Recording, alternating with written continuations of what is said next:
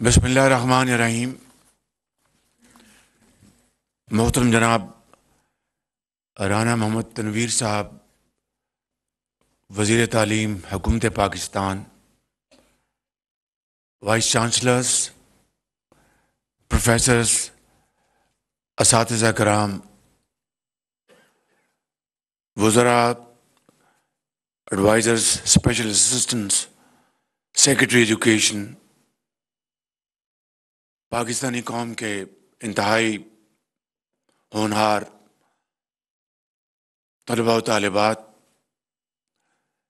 Senators, parliamentarians اور ان قوم کے عظیم بیٹوں اور بیٹوں کے والدین، خواتین حضرات، السلام علیکم.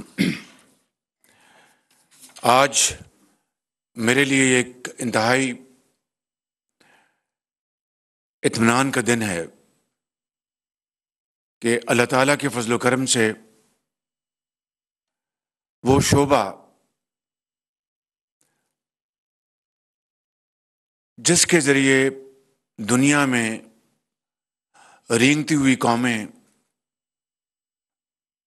اوج ثریہ پر پہنچیں،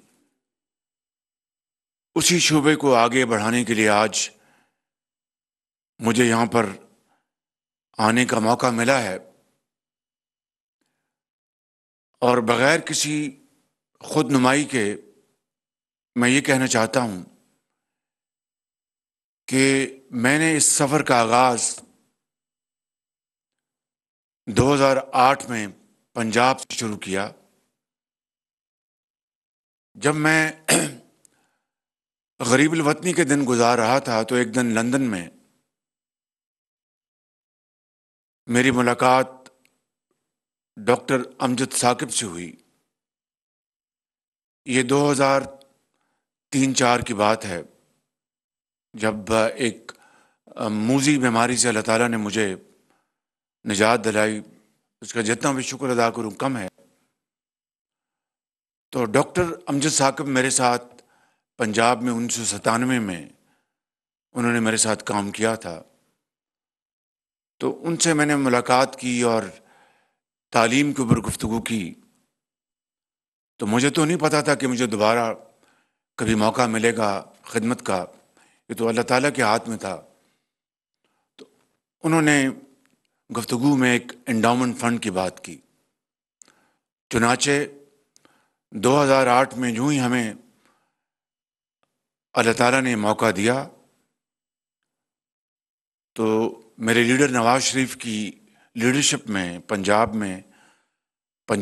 ایجوکیشن انڈاؤمنٹ فنڈ کا قیام عمل میں لایا گیا پہلے سال میں، اور 2 ارب اس زمانے میں انڈاؤمنٹ فنڈ کے لیے مختص کیے گئے، جو کہ 22 ارب روپے بن گئے. اور 22 ارب روپے کی جو آمدن تھی اس سے کچھ 4,50,000 بچوں اور بچیوں کو تعلیمی وظائف دیے گئے. اور میں جانتا ہوں اس زمانے میں غریب ترین گھرانوں سے ان کا تعلق تھا، لیکن وہ انتہائی ذہین، انتہائی قابل اور محنتی وہ بچے تھے. آج اللہ تعالیٰ کے فضل و کرم سے ان میں سے ہزاروں ڈاکٹرز بنے، ہزاروں انجینئرز بنے، اور وہ عظیم قوم کے معمار بن چکے ہیں. اس سے بڑی نعمت اور اس سے بڑی خدمت قوم کی کوئی اور ہو نہیں سکتی. میں نے اس زمانے میں میری خواہش تھی کہ میں 2 ارب کا جو سالانہ جو انڈاؤمنٹ جو فنڈ ہے جو جاتا تھا وہاں پہ اس کے اکاؤنٹ میں، تاکہ اس کی سالانہ آمدن سے بچوں کے وظائف ان کو دیے جائیں. میں نے بڑی کوشش کی کہ میں اس کو 2 ارب سے بڑھا کر 5 ارب کر دوں سالانہ یا اس سے زیادہ. میرے جو رفقا تھے سیاسی وہ بھی اس سے متفق تھے، اور جو سرکاری افسران وہ بھی اس سے مکمل طور پر متفق تھے. لیکن کچھ ایسے حالات بنتے تھے یا بنائے جاتے تھے کہ تعلیم کے اس انڈاؤمنٹ فنڈ کو میں بڑھانے میں ہر سال کوشش کرتا تھا، لیکن کچھ ایفرٹ ادھوری رہ جاتی تھی۔ میں آپ کو آج آپ کی خدمت میں عرض کرنا چاہتا ہوں کہ یہ سفر تا قیامت ادھورا رہے گا اگر ہم نے ممکنہ حد تک جو اپنے مالی وسائل ہیں وہ ان قوم کے کروڑوں بچوں اور بچیوں کی خدمت میں نچھاور نہ کیے قدموں میں، یہ سفر ادھورا رہے گا۔ آج 14 ارب روپے کا جو اب مالی سال شروع ہوا ہے، اس میں 14 ارب روپے دکھائے گئے جو کہ اگلے 4 سالوں میں یہ انڈومنٹ فنڈ میں جائیں گے۔ یہ آٹے میں نمک کے برابر ہے۔ چونکہ ہمارے مالی وسائل اور مالی مشکلات اتنی زیادہ ہیں، ہم صرف اس سال جس طرح بتایا کہ 3 ارب روپے، اور 3 ارب روپے اس سال انڈومنٹ فنڈ میں نہیں جا رہے، اس لیے کہ اگر میں اس کو انڈومنٹ فنڈ میں ڈالتا تو پھر اس کی آمدن تو سال بعد ہونی تھی، یا میں بینک کو کہتا کہ مجھے ایڈوانس انکم دے دیں اور میں ان بچوں کو وظائف میں ان کے خدمت میں پیش کرتا۔ تو 2 طریقے تھے، وہ ایڈوانس دیتے تو وہ ظاہر ہے کہ وہ لون ہوتا، وہ اس کی آمدن جو تھی اس سے وہ کٹوتی ہوتی۔ میں اس تفصیل میں نہیں جانا چاہتا۔ ہم نے فیصلہ کیا کہ اس سال کے یہ 3 ارب روپیہ جو مختص ہے، یہ سارے کا سارا ہم پاکستان بھر کے ان عظیم بچوں اور بچیوں کے وظائف ان کے حوالے کریں تاکہ وہ تعلیم کی زیور سے آراستہ پیراستہ ہوں اور پاکستان کے عظیم معمار بنیں، پاکستان کی شکل بدلیں، خوشحالی اور ترقی کا انقلاب لے کے آئیں۔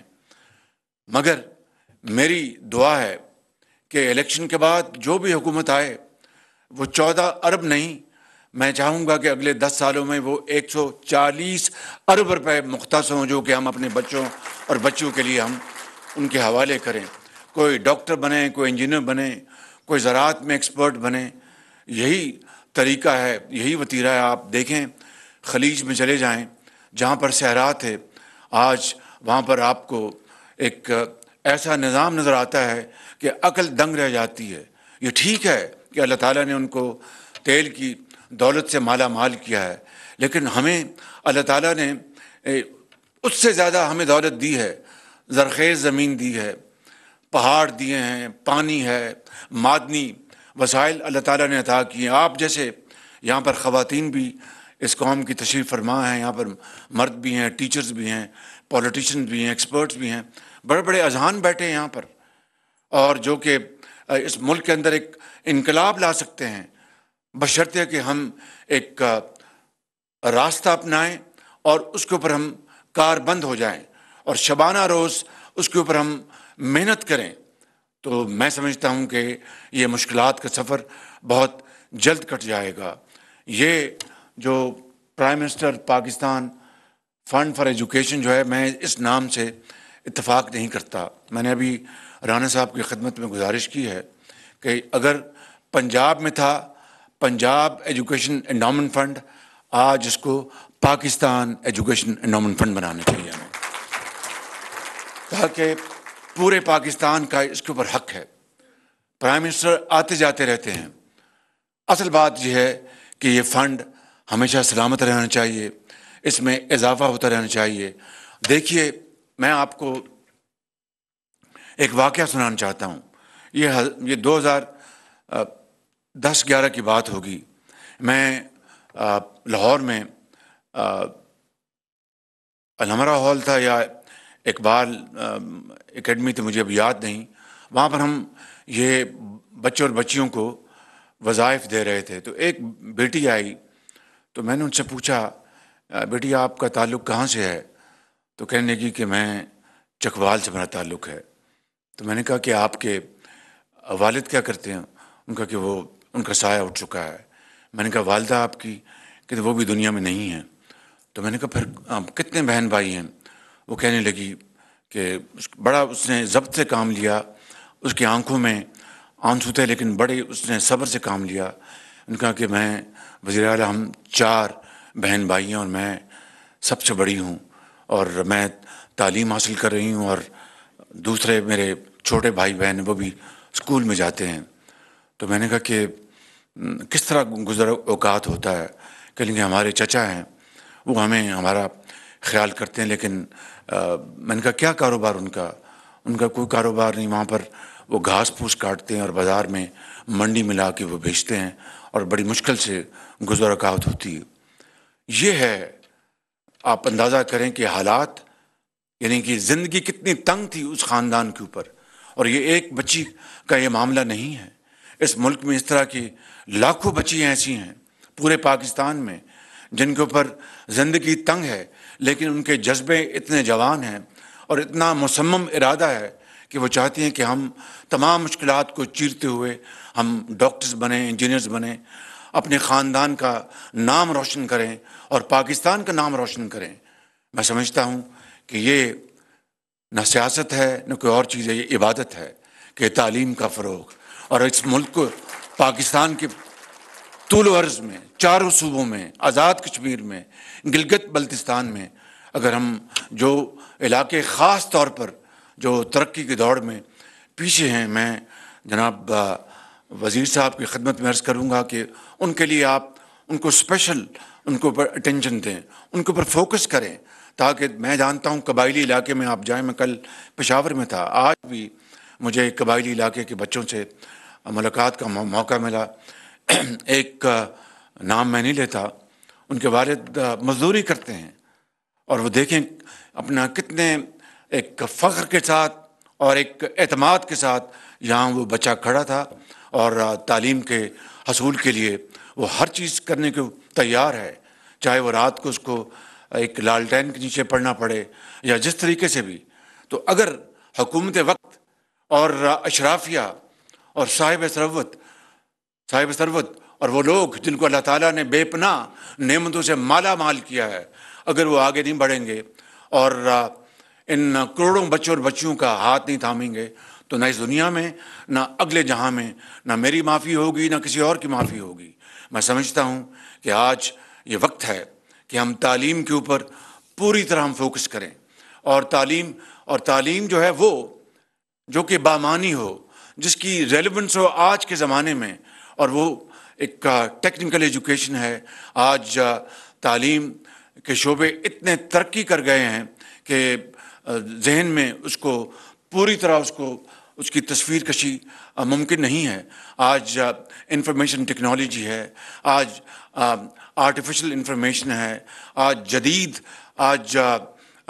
لوازمات ہیں، چاہے وہ زراعت لے لیں، چاہے وہ میڈیکل سائنس لے لیں، چاہے وہ کیمسٹری لے لیں، فزکس لے لیں، حتیٰ کہ آج زراعت جو ہے وہ جو ہوا میں جو آج کل بڑے ماڈرن گیجٹریز ہیں، ان کے ذریعے وہ زراعت ان کو نیچے سے وہ باقاعدہ تصویر کشی کرتے ہیں اور بتاتے ہیں کہ یہ جگہ ہے جہاں پر بیماری پھیل رہی ہے، اور صرف اسی جگہ کے اوپر وہ سپرے ہوتا ہے، وگرنہ جب یہ آلات نہیں تھے تو وہ سپرے کی قیمت بھی مہنگی، اور پورے علاقے میں جو تندرست جو پودے ہیں ان کو بھی تباہ کر دیتے تھے۔ اسی طریقے سے آج کی جدید زراعت کے آلات بتاتے ہیں کہ فلاں جگہ پانی کی کمی ہے، وہاں پر وہ باقاعدہ میجرڈ وہاں پر پانی وہاں پر دیتے ہیں۔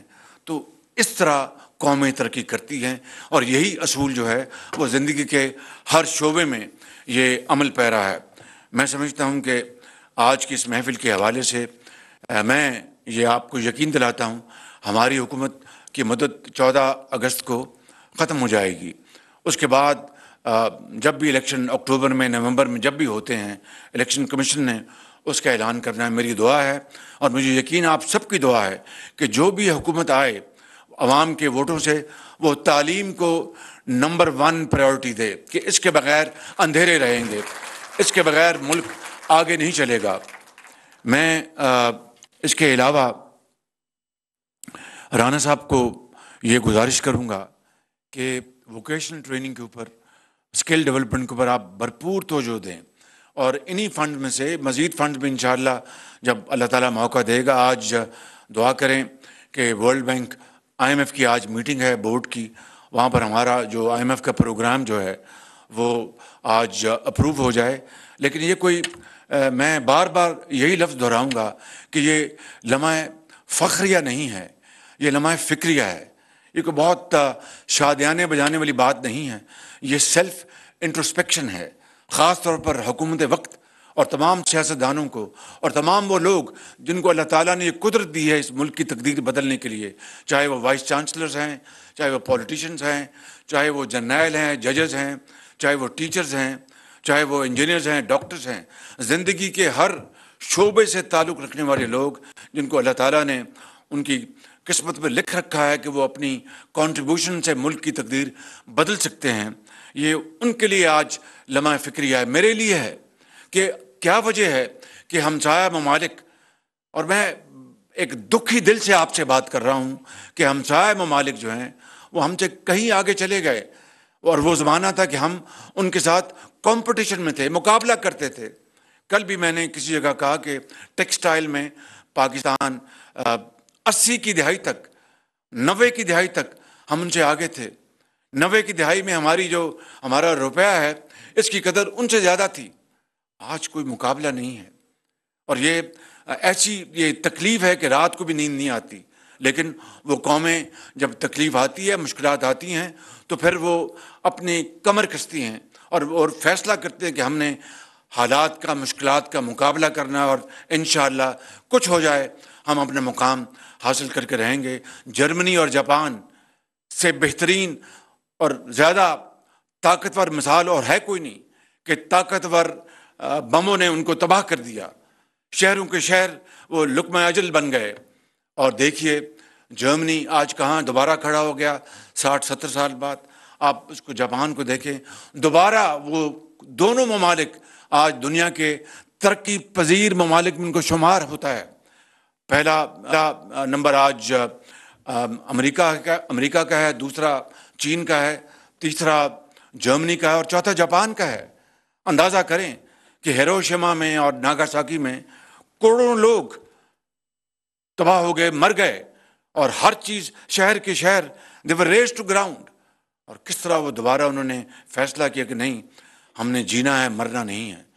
یہ وہ مثالیں ہیں، میں سمجھتا ہوں کہ ہمیں حوصلہ دیتی ہیں، اور انشاءاللہ مجھے اس میں کوئی کہنے میں باک نہیں کہ انشاءاللہ اس قوم میں بڑی توانائی ہے، بڑی ہمت ہے، خدا کی قسم، اور انشاءاللہ مجھے پورا یقین ہے کہ ہم فیصلہ کر لیں، ایک ہو جائیں، اکٹھے ہو جائیں، ایک زبان سے بات کریں، تو پھر انشاءاللہ وہ وقت آئے گا کہ آج جگہ جگہ ہم جا کے پاکستان کو ڈیفالٹ سے بچانے کے لیے ادھار مانگ رہے ہیں، IMF کی منتیں کر رہے ہیں۔ یہ زندگی بسر کرنے کا یہ طریقہ نہیں ہے۔ زندہ قومیں تو وہ اقبال کا وہ کیا شعر ہے کہ خودی کو کر بلند اتنا، خودی کو کر بلند اتنا کہ ہر تقدیر سے پہلے، خودی کو کر بلند اتنا کہ ہر تقدیر سے پہلے خدا بندے سے خود پوچھے بتا تیری رضا کیا ہے۔ لیکن میرے عظیم بزرگوں اور بہنوں، یہ خودی، یہ گردن میں سریے والی خودی نہیں ہے، یہ خودی محنت کی ہے، یہ اظہار کی ہے، یہ قربانی کی ہے، یہ ہمت کی ہے، یہ دیانت کی ہے خودی ہے۔ اور یہ وہ ایک عظیم یہ نقطہ ہے جو حضرت علامہ اقبال نے ہمیں بتایا۔ اس طرح کے بے شمار انہوں نے جو اشعار کہے ہیں، جیسے کہ خون جو ہے وہ دوڑنا شروع ہو جاتا ہے بڑی تیزی کے ساتھ، کہ کس طرح جو آزادی جو ہے وہ اصل آزادی وہی ہے جو معاشی آزادی ہے۔ تو میں آپ کا زیادہ وقت نہیں لوں گا، آپ خود ماشاءاللہ بڑے بڑے اپنے تائیں آپ پروفیسرز ہیں، وائس چانسلرز ہیں، ٹیچرز ہیں، بہت انتہائی لائق احترام۔ میں آپ کی خدمت میں صرف یہی عرض کروں گا کہ حکومت کا فرض ہے کہ ہم ہر طریقے سے ہم اس قوم کے عظیم بچوں اور بچیوں کے لیے جو کچھ بھی ہم کر سکتے ہیں ہم کریں۔ تو لہٰذا یہ 14 ارب روپے کا بالکل ہم نے تخمینہ یہی بنایا ہے۔ خدا کرے اور اللہ تعالیٰ کرے کہ ہمارے پاس اتنے وسائل موجود ہوں کہ ہم ان 14 ارب کو ہم اگر 1400 ارب نہیں تو 140 ارب ہم کر دیں، تاکہ جس سے کہ اس ملک کے طول و عرض میں تعلیم کی جو نور ہے وہ پھیل جائے، اور پاکستان اپنا کھویا ہوا مقام دنیا میں حاصل کر سکے۔ مشکل ہے، ناممکن نہیں۔ اور چین کی مثال ہمارے سامنے ہے، 49 میں چین نے آزادی ان کو ملی، ہم 47 میں ہم نے آزادی کی آنکھ کھولی ہم نے، اور چین کے مقابلے میں 70 میں پاکستان کا جو پر کیپٹا انکم تھا ان سے زیادہ تھا، جی ڈی پی ہماری ان سے زیادہ تھی. آج چین کہاں اور ہم کہاں؟ آج چین ہمارا اللہ کا شکر ہے، لاکھ لاکھ شکر ہے کہ ہمارا بہترین دوست ہے. اس برے وقت میں جس طرح چین نے ہمارا ہاتھ تھاما، نہ میں ان کا شکریہ ادا کر سکتا ہوں، نہ آپ، نہ پوری قوم. انہوں نے ایک دوست بن کر انہوں نے یہ خطرہ ان کو محسوس ہو گیا تھا کہ پاکستان بہت مشکلات میں اور ان کو بہت تنگی ہے. انہوں نے ہمیں پچھلے 3 مہینے میں انہوں نے $5 ارب انہوں نے ہمیں واپس کیا. اسی طریقے سے آپ نے دیکھا کہ سعودی عرب نے کل خزانے میں 2 ارب جمع کروایا. $1 ارب انشاءاللہ یو اے سے ایک آدھ دن میں پہنچ جائے گا. ہم ان کے بے پناہ شکر گزار ہیں اور میں ان کا شکریہ نہیں ادا کر سکتا اگر چاہوں بھی، کیونکہ انہوں نے پاکستانی قوم کے لیے جو محبت اور جو عقیدت دکھائی ہے وہ بے مثال ہے. لیکن میرے بزرگوں اور میرے بہنوں، یہ زندگی بسر کرنے کا طریقہ نہیں. ہمیں اس کو بدلنا ہوگا اور اسی طریقے سے بدل سکتے ہیں. راستہ یہی ہے تعلیم کا، جس میں زراعت بھی ہے، جس میں سائنس بھی ہے، جس میں ڈیولپمنٹ بھی ہے، ریسرچ بھی ہے، معدنیات.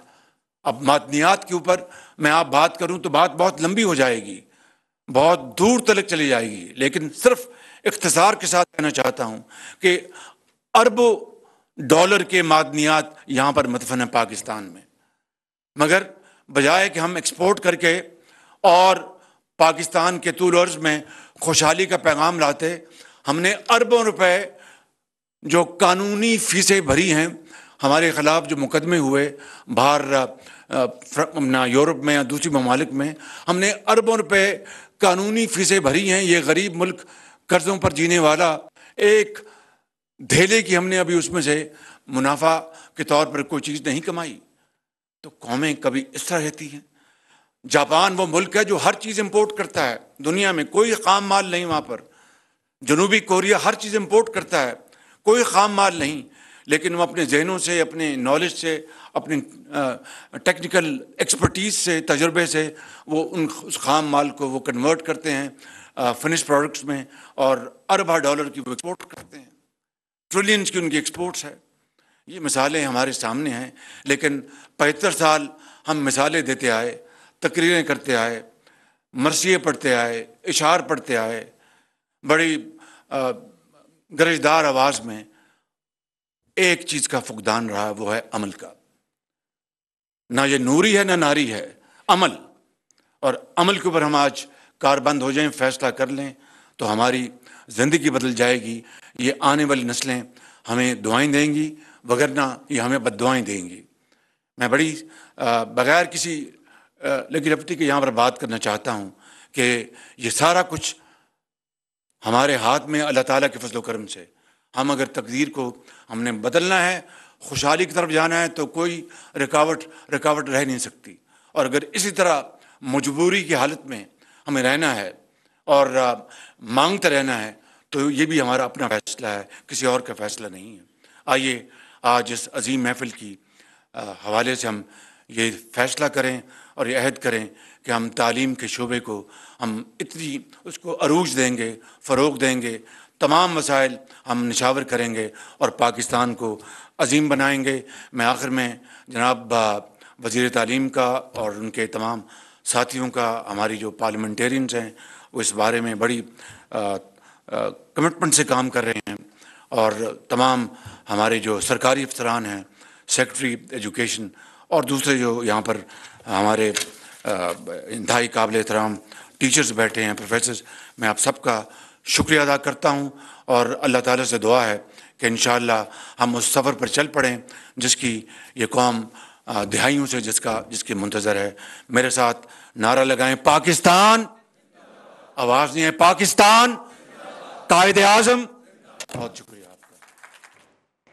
ہماری حکومت کی مدت 14 اگست کو ختم ہو جائے گی۔ وزیر اعظم شہباز شریف اب سے کچھ دیر قبل خطاب کر رہے تھے۔ انہوں نے اس بات کی یقین دہانی کروائی ہے، طلباء و طالبات وہاں پر موجود تھے، ان سے بات کر رہے تھے، ان سے گفتگو کر رہے تھے۔ انہوں نے کہا کہ الیکشن کمیشن آئندہ انتخابات کی تاریخ کا اعلان کرے گا۔ امید ہے IMF کا فنڈ آج منظور ہو جائے گا۔ IMF سے معاہدہ لمحہ فخریہ نہیں، لمحہ فکریہ ہے۔ آپ کو بتائیں کہ پاکستان ایجوکیشن انڈومنٹ فنڈ کی تقریب وزیر اعظم پاکستان اب سے کچھ دیر قبل خطاب کر رہے تھے۔ ساتھ ہی انہوں نے یہ بھی کہا کہ پاکستان ایجوکیشن انڈومنٹ فنڈ اور قومی نصاب میں اصلاحات کا آغاز ہو چکا ہے، اور ساتھ ہی تعلیم کے ذریعے رینگتی ہوئی قوموں نے عروج حاصل کیا۔ ان کی جانب سے کہا گیا کہ 2008 میں پنجاب انڈومنٹ فنڈ کا آغاز کیا گیا تھا، جدید تعلیم کے ذریعے پاکستان کی ترقی اور خوشحالی ممکن بنائیں گے۔ مالی وسائل طلباء پر نچھاور نہ کیے تو ترقی کا سفر ادھورا رہ جائے گا۔